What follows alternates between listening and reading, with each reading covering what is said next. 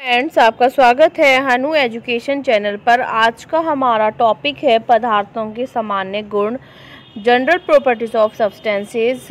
यह टॉपिक बहुत ही इम्पोर्टेंट है क्योंकि इससे भी 2 या 3 क्वेश्चन एग्ज़ाम में आते हैं और एग्ज़ाम में। सो वीडियो को पूरा देखना, स्किप मत करना। अगर वीडियो पसंद आए तो लाइक, शेयर एंड सब्सक्राइब करना भी मत भूलना। तो स्टार्ट करते हैं हम वीडियो को। फर्स्ट क्वेश्चन है, साबुन के बुलबुले का दाब वायुमंडलीय दाब से कम होता है अथवा अधिक। तो क्या होता है? अधिक होता है साबुन के बुलबुले का दाब। ठीक है, किससे? वायुमंडलीय दाब से। नेक्स्ट है स्वचालित हाइड्रोलिक ब्रेक। ठीक है, जो स्वचालित हाइड्रोलिक ब्रेक होती है वो किस सिद्धांत पर कार्य करती है? तो पास्कल के नियम, जो पास्कल के सिद्धांत पर करती है। जो पास्कल का नियम होता है ना, उस पर हाइड्रोलिक ब्रेक कार्य करती है। ठीक है, नेक्स्ट जानेंगे, बर्फीले क्षेत्रों में शीतकाल में जब झील की ऊपरी सतह का पानी बर्फ में बदल जाता है, फिर भी उसके अंदर रहने वाले जलीय जंतु जीवित रहते हैं, क्योंकि पानी का जो घनत्व है वो 4 डिग्री सेल्सियस पर तो सबसे अधिक होता है।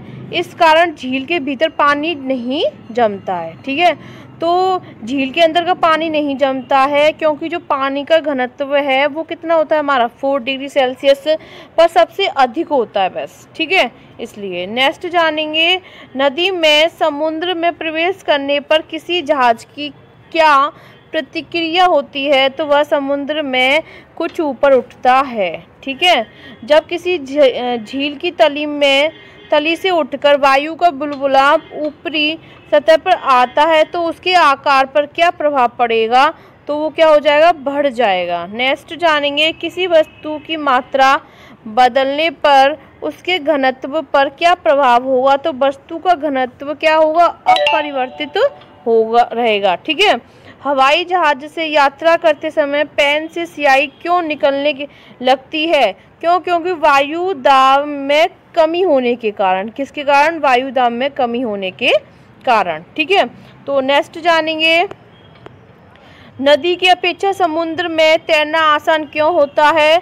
समुद्री जल का घनत्व नदी के जल से क्या होता है? अधिक होता है, इसके कारण। ठीक है, नेक्स्ट है, समुद्र में प्लवन करते हुए बर्फ का पिंड पानी की सतह से 1/9 भाग ऊपर उठा हुआ होता है, इसलिए जब बर्फ पिघलती है तो पानी के स्तर में कोई परिवर्तन नहीं होता है। ठीक है, नेक्स्ट जानेंगे, पृष्ठ तनाव।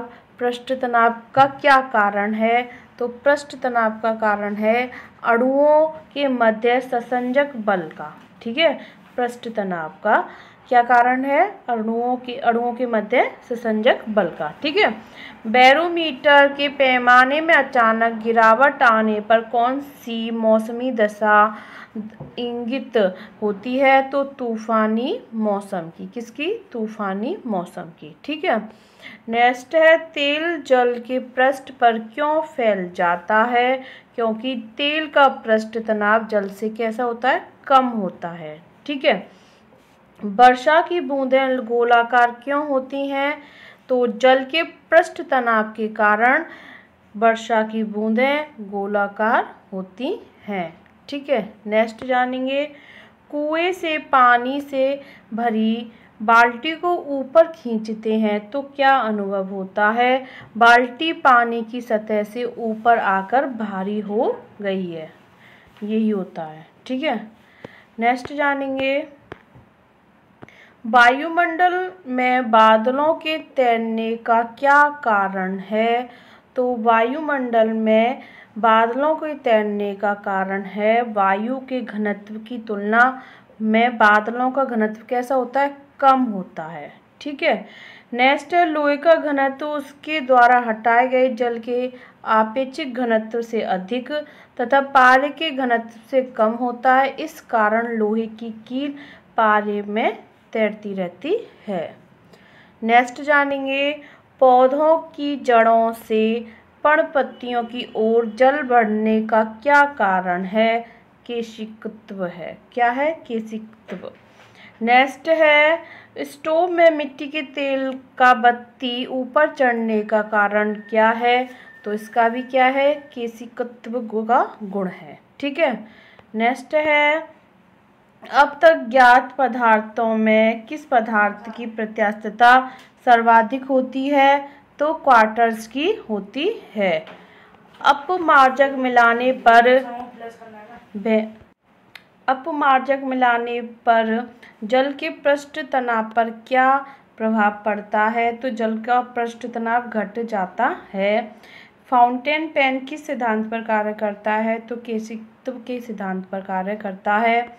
समुद्र तल पर एक वायुमंडलीय दाब का मान कितना होता है? तो 1.013 इंटू 10⁵ पास्कल। ठीक है। जल का सर्वाधिक घनत्व किस ताप पर सर्वाधिक होता है? तो 4 डिग्री सेल्सियस तापमान पर। ठीक है, 4 degree Celsius temperature. Thank you. Next है, समुद्र में प्लवन करते हुए बर्फ का पिंड पानी की सतह से 1/9 भाग ऊपर उठा हुआ होता है। इसलिए जब बर्फ पिघलती है तो पानी के स्तर में कोई परिवर्तन नहीं होता है। ठीक है। नेक्स्ट जानेंगे पृष्ठ तनाव। पृष्ठ तनाव का क्या कारण है?